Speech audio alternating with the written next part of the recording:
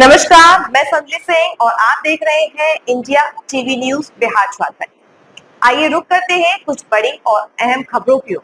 पटना के ज्ञान भवन में आम महोत्सव 2025 का आयोजन किया गया, जिसका उद्घाटन मुख्यमंत्री नीतीश कुमार ने किया।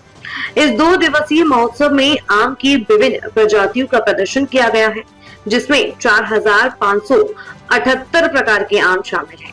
आम महोत्सव के मुख्य आकर्षण आम की विविध प्रजातियों की प्रदर्शन है। महोत्सव में आम की दुर्लभ और स्वादिष्ट किस्मों को प्रदर्शित किया गया है, जैसे कि मालदह, जर्दालू, गुलाब खास, जर्दा बम्बई, लंगड़ा, दशहरी, कृष्णभोग, अल्फांसो, हुस्न ए आरा, बेनजीर, फजली और सिपिया।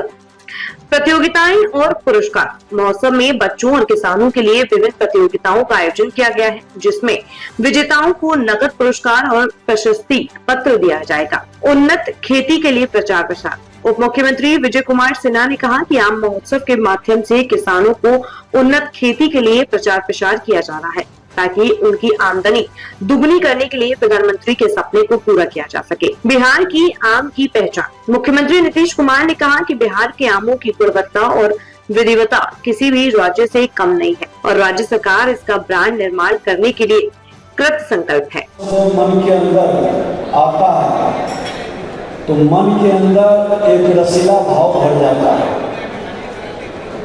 क्योंकि जितने भी फल है उसमें आम ही एक ऐसा फल है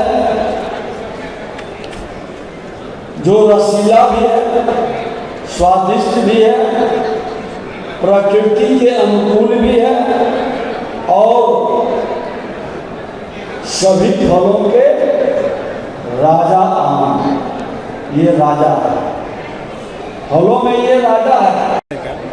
सपना वो पूरा होता दिख रहा है, नरेंद्र मोदी का सपना। निश्चित तौर पर आज उद्यान विभाग के माध्यम से आप देखें, उद्यान विभाग के माध्यम से आम महोत्सव है।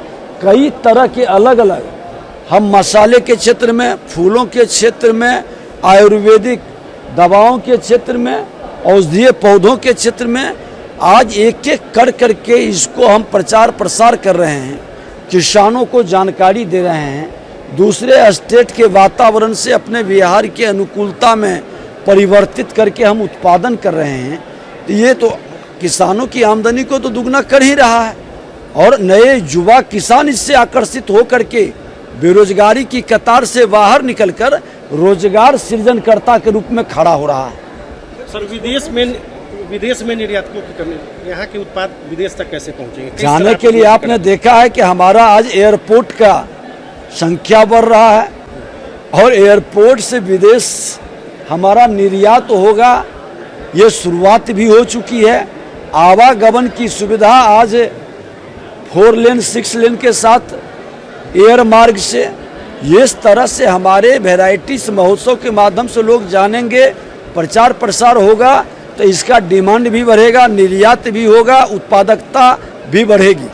शिकायत है कि बिहार जैसे विदेश में हम भेजना चाह रहे हैं फसल को, तो यहाँ पर नहीं, जैसे बिहार से हम अदर कंट्री के लिए डायरेक्ट फ्लाइट नहीं है, इसके चलते देरी होती है हमारे। नहीं, ये बहुत जल्द इसका समाधान भी हो जाएगा। पटना एयरपोर्ट के साथ बिहटा एयरपोर्ट भी शुरू होने जा रहा है। सर, विपक्ष हंगामा कर रही है वोटर लिस्ट पे, क्या कहेंगे?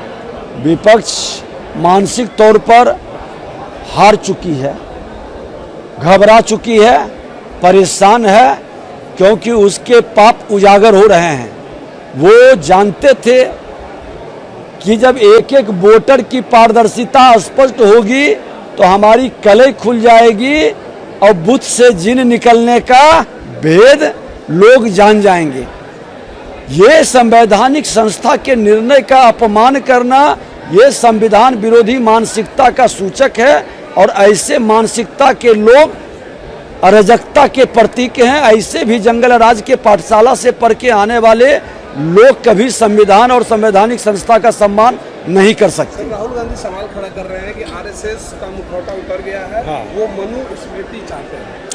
राहुल गांधी जी भारत के धरती पर जन्म जरूर लिए, लेकिन भारत के संस्कार को ग्रहण नहीं किए।